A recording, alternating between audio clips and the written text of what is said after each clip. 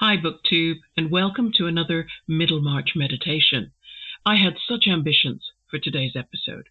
I had hoped that I could get through to the end of chapter 10 and also a couple of pages at least into chapter 11. But as per normal, whenever I dive deep into Middlemarch, sure enough, some revelation comes to me from the research, and I end up with just so much to say about a couple of paragraphs. So we're not going to get that far today. We are going to get to the end of chapter 10, and you're going to find out why I didn't manage to get any further than that.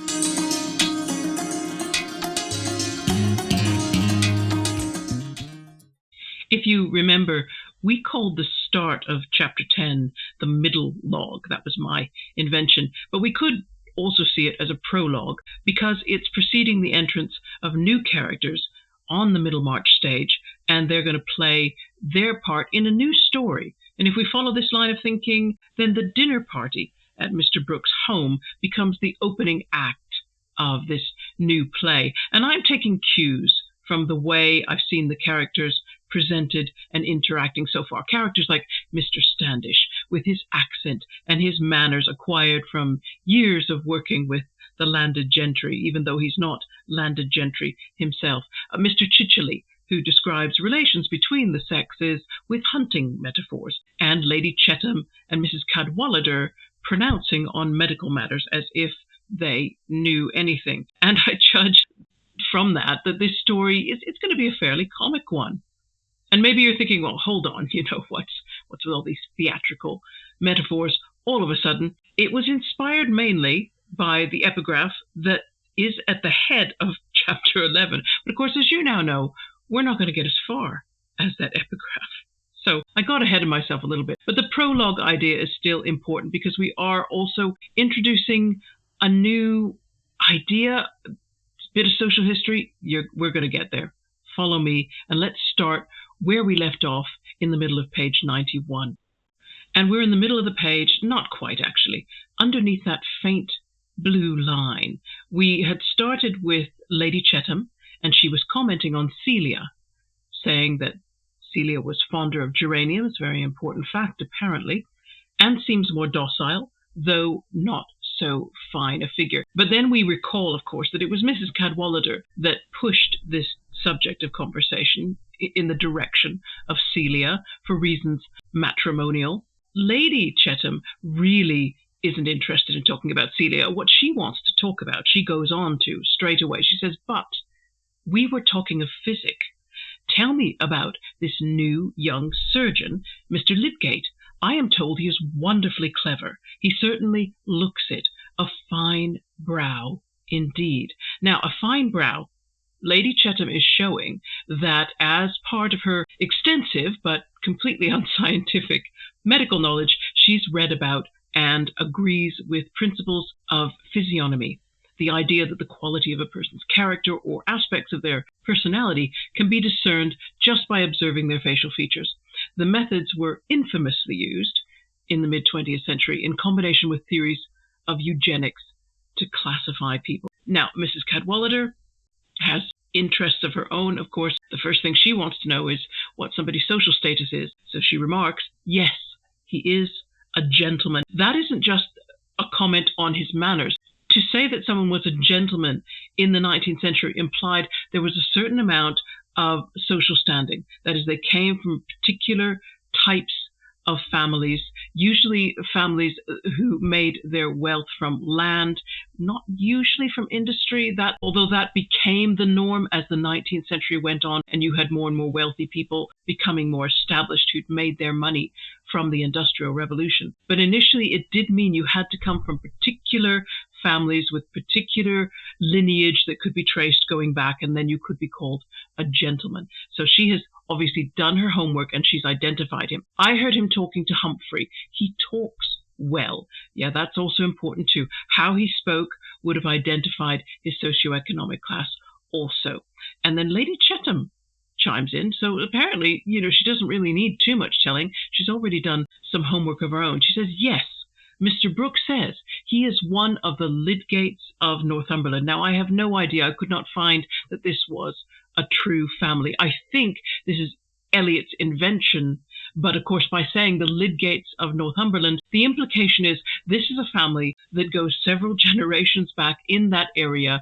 They are wealthy. They perhaps acquired their wealth and titles serving earlier kings. That's how the English got most of their aristocracy. And therefore, that makes him a gentleman. And that's a very particular social class that he has to be at. You could not be, for example, let's see. Well, some of the characters that we've met at Mr. Brooks' dinner party who are from Middlemarch, Mr. Chichely, for example, is...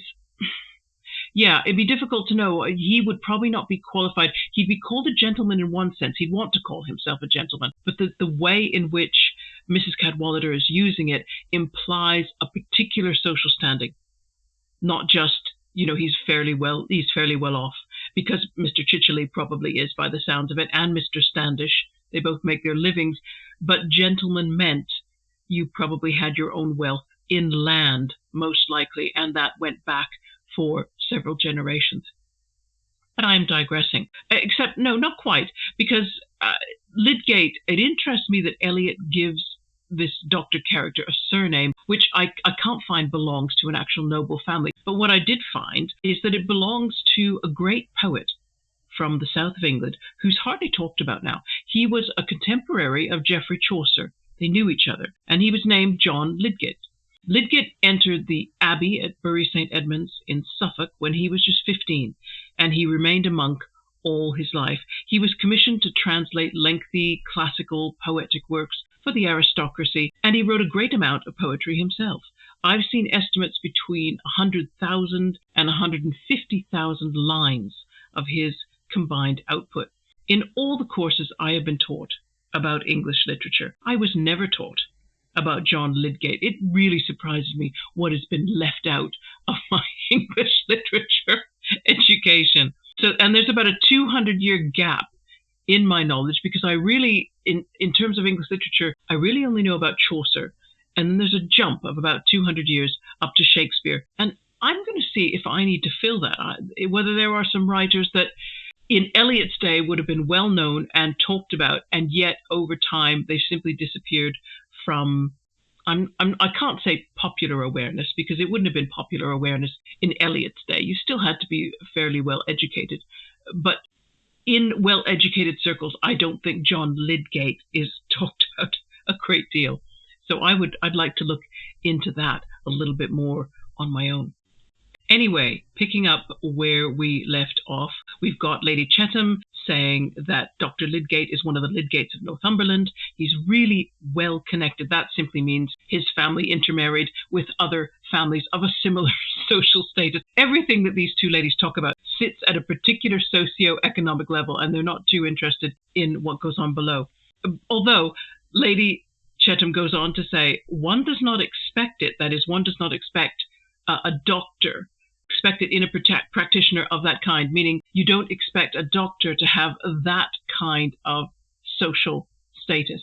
And she goes on to say, for my own part, I like a medical man more on a footing with the servants. And that's interesting. There's two things going on here. And, well, there's more than that, but I'm going to just go slow because there's a lot to unpack here, believe it or not. First of all, the reason that Lady Chetham said she would like a medical man more on footing with the servants is because Lady Chetham and Mrs. Cadwallader believe themselves to be medical authorities. And I can imagine that the relationship they would want to have with their doctors is one where the doctor is subservient. The doctor takes their advice, and perhaps more, or at least as much as they take his. It's also true that it was unusual for someone of a gentleman class to become a physician or any other medical related job. And again, I'll have to explain that. There's so much to explain. Practicing physicians usually came from better off families, but not noble families. They tended to come from mercantile or richer farmers, that kind of background. When Eliot created Lydgate, she may have been thinking of men like Joseph Lister, who was one of the great 19th century medical pioneers. He promoted, of all things, it's amazing what had to be discovered in those days, the sterilization of surgical instruments. Imagine what surgical instruments were before that time, before Lister came along and said, I think you should clean them. Terrifying. But anyway, Joseph Lister was the son of a wine merchant. That was the level at which you expected a doctor to come from. So more mercantile, which was still better than the orders below that, about which we don't speak much in Middlemarch, but they exist, the servants and so on. Nevertheless, though, Lady Chetham still says she prefers a medical man more on a footing with the servants. Yes, because she wants to boss them around. But she, of course, thinks of doctors as being a little low. That seems to be the overriding theme of Middlemarch as we look on it, is the disruption of things that have been so for a very long time. And then she's talking, and this is interesting too, because she's talking about the previous doctor. She said, I assure you, I found poor Hick's judgment unfailing. I never knew him wrong. He was coarse and butcher-like, but he knew my constitution. It was a loss to me, his going off so suddenly. Now there's something that's not explained. Alarm bells should go off in our heads. Why did the previous doctor leave his position so suddenly? Lady Chetham professes a great affection for this Dr. Hicks, but now I'm wondering whether someone with influence in Middlemarch had a problem with the incumbent physician. Dr. Lydgate might need to tread carefully. He could be coming into some dangerous territory. I think we already feel that, though, don't we? These two ladies who think they could be doctors. I mean, although at the time that we're speaking, there wasn't a great deal more knowledge around, but there was some. And there were men, and this is what we're kind of going to get into, there were men who were discovering new things. It was a time of great medical discovery. And just to finish page 91, Lady Chetham goes on to say, dear me, what a very animated conversation Miss Brooke seems to be having with this Mr. Lydgate. To which Mrs. Cadwallader replies, she is talking cottages and hospitals with him, said Mrs. Cadwallader, whose ears and power of interpretation were quick. I think probably more the latter than the former. I think Eliot is being sharp again. Mrs. Cadwallader is already a comic character. She just walks into this comic play, if that's what it is, and she just fills a role. Immediately you can laugh at her. I doubt that she can hear, but my goodness, can she figure it out anyway? I believe he is a sort of philanthropist, so Brooke is sure to take him up. James, said Lady Chetham when her son came near, bring Mr. Lydgate and introduce him to me. I want to test him. Since we're in the 1830s and not the present day, you have to remember that medical science it really was still in the superstitious stuff from classical Greece and Aristotle sort of state. It hadn't grown beyond that. Yes, it's comic to read about Lady Chetham and Mrs. Cadwallader rabbiting on about size of people's foreheads and meaning something, and their constitutions and needing things dry or wet, and some people inclined to produce bile and some people inclined to produce blood. But the truth was the doctors of their time weren't necessarily that much more knowledgeable than them. They really could. They made not bad competition for the doctors of their day. Let's put it that way. And that's quite scary for me to say that. Two older ladies, I don't know if they've even read anything in books or if they've just been consulting little magazines that came around or just gossiping amongst themselves, but their knowledge was comparable with a real doctor's at the time, and that's quite astounding. But that is what made me unable to get to chapter 11, is that there is so much in this tiny little section, which is just some dinner party conversation, which reveals the state of things in England at the time. And it was there was a complex social change going on, and I need to explain the situation because I didn't even understand it myself. So here we are on page 92. What I'm going to do is just read the section that I've marked here as 2 down to that line that I've drawn across the page, and then we'll comment on individual parts of it. The affable dowager declared herself delighted with this opportunity of making Mr. Lydgate's acquaintance, having heard of his success in treating fever on a new plan. Mr. Lydgate had the medical accomplishment of looking perfectly grave, whatever nonsense was talked to him, and his dark, steady eyes gave him impressiveness as a listener.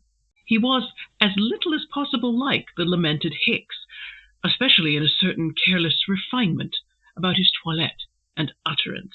Yet Lady Chettam gathered much confidence in him. He confirmed her view of her own constitution as being peculiar by admitting that all constitutions might be called peculiar, and he did not deny that hers might be more peculiar than others.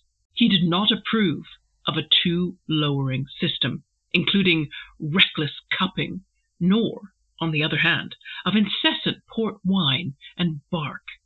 He said, "I think so," with an air of so much deference, accompanying the insight of agreement, that she formed the most cordial opinion of his talents. Now, the comedy in that section, we're going to touch on that, but there's other stuff hidden here that is just, this was the point at which I knew we weren't going to get beyond the end of chapter 10. So let's go back up to the top. The affable dowager, and we can see from this passage that she's probably only affable if you agree with what she wants you to agree with. And of course, the comedy is that his medical accomplishment was looking perfectly grave, whatever nonsense was talked to him. That he didn't just burst out laughing at Lady Chettam. He knew better than to do that. Good. That's going to stand him in good stead, oddly enough, as a doctor. And he was as little as possible like the lamented Hicks. Now, remember, Hicks was described by Lady Chettam as coarse and butcher-like, and reminding her more of a servant.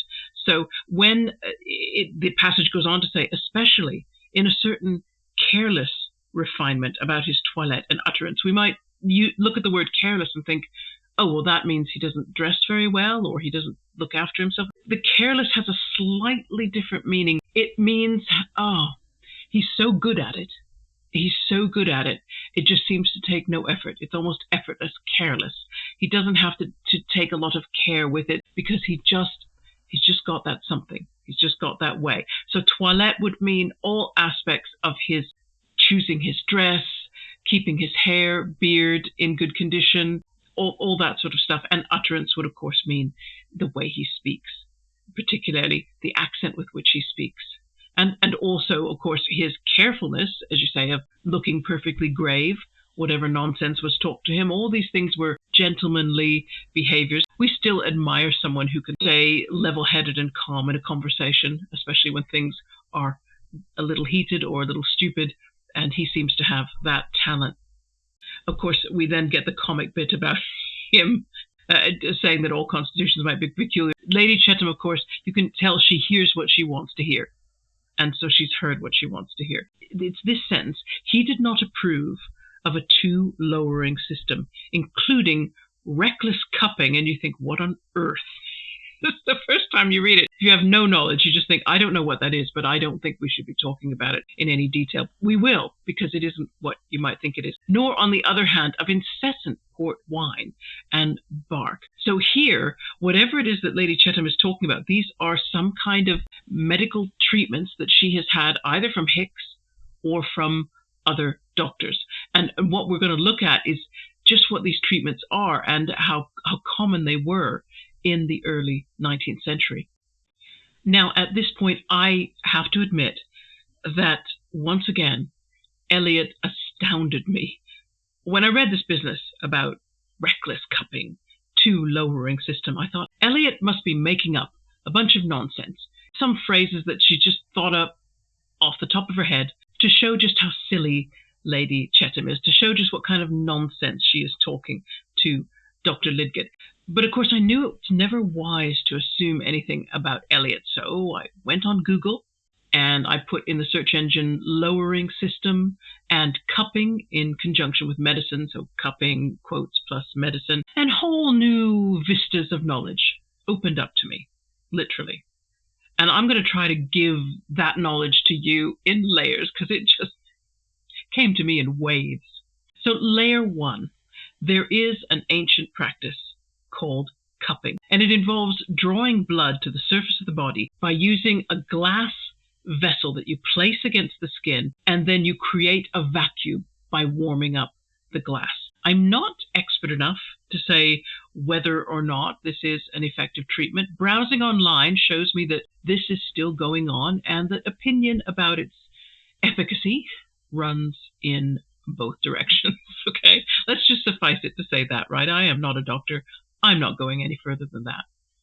And you will recall Mrs. Cadwallader's belief, which she expressed a few pages before in chapter 10, about the body's humours. I think she calls it constitution, but you can tell when she says on page 90, and I'm quoting here, some people make fat, some blood, and some bile, that she believes in some version of the classical theory of humours, where medicine is needed to counter some harmful excess or lack in the body. That's how illness seemed to be seen. Early 19th century physicians championed what was called heroic medicine, which sounds like a very strange name. But I'm going to quote from the Exploring Eliot website, and there's going to be a link to that page in my description box if you want to explore further, because that is one really interesting website. Heroic medicine, as it was known, hinged on the belief that bloodletting, blistering, purging, and sweating could clear impurities or shock the body back into health. Imagine, shock the body back into health by restoring a supposed holistic balance of fluids. A domestic medicine chest in the 1830s, with its many emetics and laxatives, was often geared toward inducing, here comes the fun bit, vomiting, sweating, or diarrhea. Aren't you just glad that you were born in the 20th century now? If you weren't before, aren't you glad now? So that's layer one, just identifying that these things that Eliot mentions, the two lowering system, which was about rebalancing these fluids as per the quote, and cupping. I'm not sure how cupping worked in that instance, but then I'm not sure the doctors did either. But they were real. These were real medical treatments at the time. And as I was poking my nose into all this 19th century medical knowledge, air quotes, I discovered a brilliant article on JSTOR. Have I sung the praises of JSTOR enough? Have I? I probably have.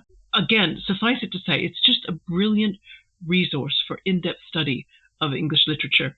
The article I read appeared originally in the journal 19th Century Literature in 1993, and it was written by Lillian Renee Furst, and she's a very recognized professor of comparative literature if you look her up online. The article is titled Struggling for Medical Reform in Middlemarch, and you're going to get a full citation in my description box because I'm going to read some longish quotes to show you just how fascinating this article was. The first quote describes the amount of background research Eliot conducted for the medical aspects, just the medical aspects of Middlemarch. Eliot's ability to absorb and use information across different disciplines just amazes me. Anyway, here's the quote. She took considerable care to become well informed about the medical controversies of the day and their background, reading various works on the history of medicine and devoting almost the whole of the first part of her preparatory notes to an assortment of medical jottings ranging from the dates of birth and death of famous physicians to current legal medical decisions, questions of remuneration, the spread of cholera in 1830 to 32, German treatises on microscopic discoveries in cell theory, and the constitution of the medical colleges. For George Eliot, the medical strand was clearly an integral part of the novel's underlying theme of reform. So that's layer two, all of Eliot's research that she did just for the medical aspects of Middlemarch. Now there's layer three. Yeah, honestly, layer three. I had no idea about the exact nature of medical reform that was happening at the time of Middlemarch in England. I had no idea that the medical profession was divided into three different kinds of practitioners, and that division had much more to do with social class than it did with any scientific rationale or any practical reason. Let me read you again a little more from this article because it's just fascinating. The profession was strongly hierarchical. At the top of the ladder stood the physicians, governed by the Royal College of Physicians, whose charter dated from 1815. The prestige of the physician mandated that he use his head, not his hands, that he advise rather than do. At the opposite end of the spectrum was the apothecary, who was closely linked to trade, although the Society of Apothecaries established also in 1815, bestowed a license obtained by apprenticeship, which sanctioned the right not only to dispense medications prescribed by physicians, but also to administer them on independent authority. However, apothecaries as tradesmen were far beneath physicians, who were expected to be well-bred gentlemen with polished manners and, here's this, a classical education. An adequate knowledge of medicine was secondary to such qualities as social standing and moral principles. That was quite, that blew me away. The most problematic category was that of surgeons, poised precariously as they were midway between the physicians and the apothecaries. The surgeons had broken away from the Company of Barber Surgeons in 1745. That's probably not a bad thing. That's my comment, by the way. To form a separate company of surgeons, which became the Royal College of Surgeons when a charter was granted in 1800. Nevertheless, the function and status of surgeons remained ambiguous, still smacking of trade on account of the use of hands and the dispensing of drugs, though by no means confined to the craftsmanship of the knife. And now the article goes on, and it says, and between 1826 and 1831, so right in Middlemarch time, dissent was rife within the Royal College of Surgeons about the possibility of establishing a new institution to enfranchise surgeons in general practice, a hybrid class in anomalous position. The upcoming generation of respectable, educated general practitioners who provided a powerful stimulus to reform was at best tolerated and more often distrusted as a threat to physician and apothecary alike for trespassing on their turf and subverting the accepted order of the profession. This is almost like listening to Lady Chetham and Mrs. Cadwallader. There's an accepted order and you do not disturb it. It is important to grasp that Lydgate, in his work in Middlemarch, is transgressing the accredited professional structure that still held sway. Now, we haven't really seen that yet. Sounds like we're gonna. He is as avant-garde in his defiance of rigid compartmentalization as in his recourse to new instruments and treatment. So there we go. That's just absolutely fascinating. So the third layer is that Lydgate is a walking model of this incredible reform that was going on in the 19th century. So whereas it split medical practice into physician, surgeon, and apothecary, with each one having his own social status and the three never wanting to come together, even though you could clearly see there are medical situations where you need not only advice, examination and consultation and advice, but you may also need drugs, and you may also need some kind of treatment that is physical, that involves using hands. And it's just amazing that this was avant-garde and revolutionary to suggest that you might need a medical person who's a general practitioner who covers aspects of all those areas, that perhaps separating these things out was not necessarily the right way to do medicine. It just amazed me. This just opened up in my mind. I thought, oh my goodness, what I didn't know about the early 19th century. I knew that science was developing, but I think it's just this in particular, this strange social division of medical practice, which made absolutely no sense, except, of course, it followed class lines in England, that if you worked with your hands, you were somewhat lower than if you worked with your head, even though there are many, many activities in life that need you to do both really well, sometimes at the same time. Okay, we carry on, everybody, we're with Lady Chetham here. I am quite pleased with your protégé, she said to Mr. Brooke before going away. My protégé? Dear me, who is that? Said Mr. Brooke. This young Lydgate, the new doctor. He seems to me to understand his profession admirably.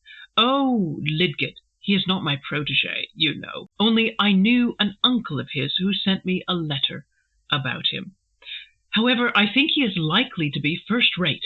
He has studied in Paris, knew Broussais, has ideas, you know, wants to raise the profession. Let's stop right there. There's two things to unpack. First of all, Mr. Brooke insisting that Lydgate is not his protégé, and yet following that by saying, only I knew an uncle of his who sent me a letter about him. Well, that letter obviously led to something. And we spoke, didn't we, earlier, of why did Hicks make such a sudden departure?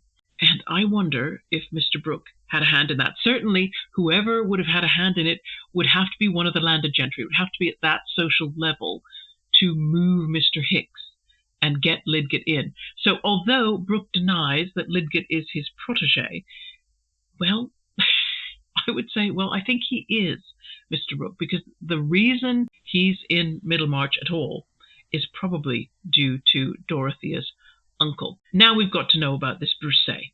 Lidgett studied in Paris. He knew Broussais. What does that mean? Broussais was born in 1772 in Saint Malo, which is in Brittany in northwest France. He was the son of a physician, but his medical training in his early years was spent on the battlefield with Napoleon's armies who were fighting in what is now Germany, the Netherlands, Spain. Thank goodness he never went to Russia. Whew. I just finished the third of Adam Zamoyski's book, 1812. So I'm preparing part 2 of my vlog, and it's just unspeakably horrendous, but let's not get diverted into that.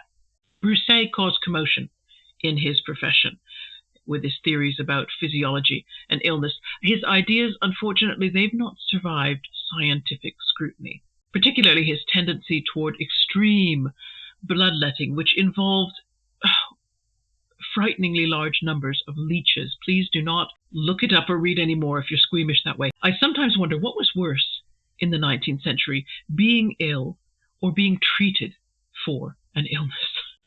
As we go on, you'll see that the remainder of chapter 10 is really just using the comic characters who've come to Mr. Brooke's dinner to show the difference of opinion about all this medical reform that was going on. So we begin here with this from Mr. Brooke. Lidgett has lots of ideas, quite new, about ventilation and diet, that sort of thing, resumed Mr. Brooke, after he had handed out Lady Chetham. In other words, Lady Chetham's gone home, so it's just the woman now, and had returned to be civil to a group of Middlemarchers. Hang it! Do you think that is quite sound? Upsetting the old treatment which has made Englishmen what they are, said Mr. Standish. I don't know how many Englishmen he's looked at. But Mr. Standish, as you know, only deals with the landed gentry, the ones who would have got the attention of the doctors. Now, whether that was really helpful or not, it might have been better to be of the lower orders and just see what your body could do against the disease. That might be better than involving a doctor. But you can see Mr. Standish is holding the traditional ground. Let's not change anything. Let's leave things as they are. Are you sure we want to be meddling?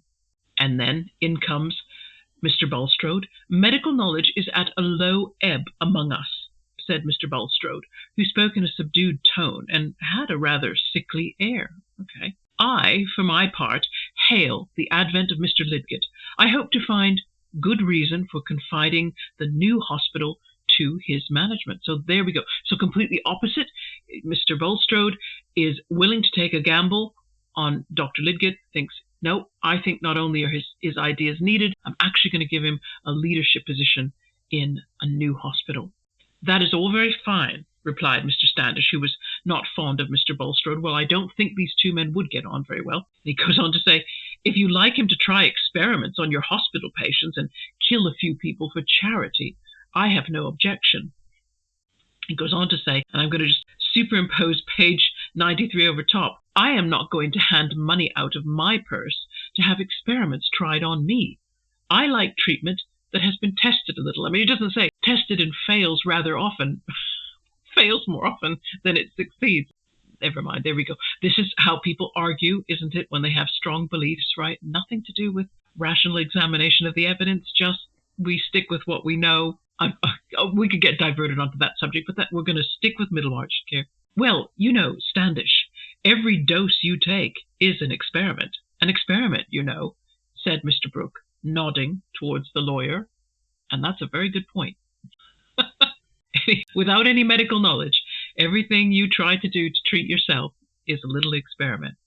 Oh, if you talk in that sense, said Mr. Standish, with as much disgust as such non-legal quibbling as a man can well betray towards a valuable client. So in other words, Mr. Standish actually would like a good knock-down, drag-out argument about this, but he is the lawyer, and Mr. Brooke is his client, and in social standing terms, Mr. Standish needs to back off now, which he's done as best he can.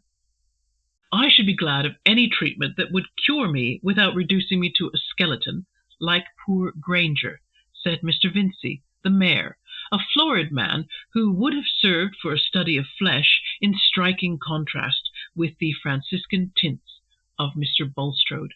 It's an uncommonly dangerous thing to be left without any padding against the shafts of disease, as somebody said, and I think it a very good expression myself. The poor Granger, I don't know who he is, but apparently he's been reduced to a skeleton. So we have these three sort of body types being held out. And again, it's all meant to be comic, but also to perhaps present these types as people who Dr. Lidgett will treat. And it'll be interesting to see how he treats them. But then the chapter really closes, and it's almost like we're drawing a curtain on one story in order to open a curtain on another. Let's see if I can lift this page without moving anything else. Here we go.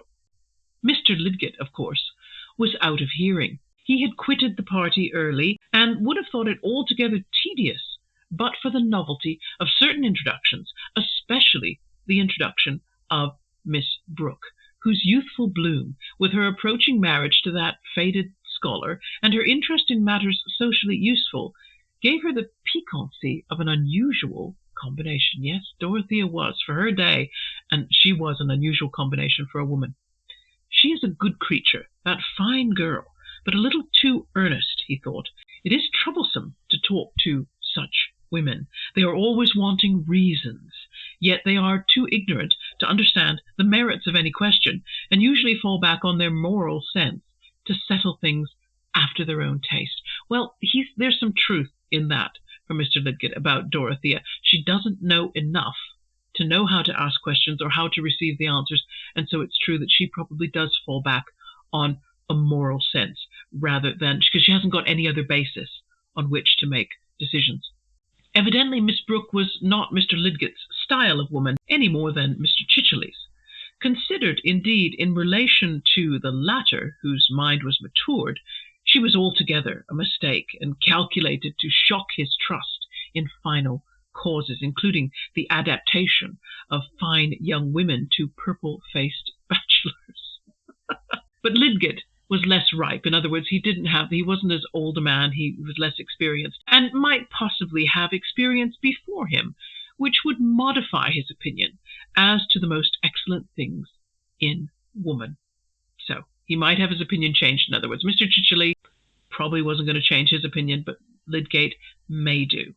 And then we end with this lovely paragraph. And this is where I feel like the curtain is coming down a little bit. Miss Brooke, however, was not again seen by either of these gentlemen under her maiden name.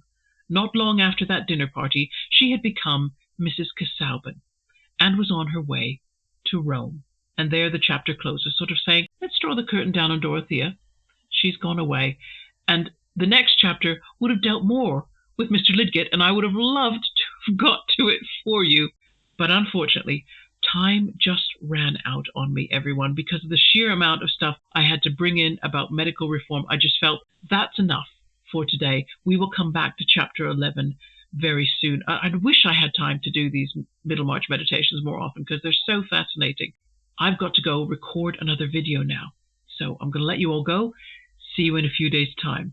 Take care. Bye-bye.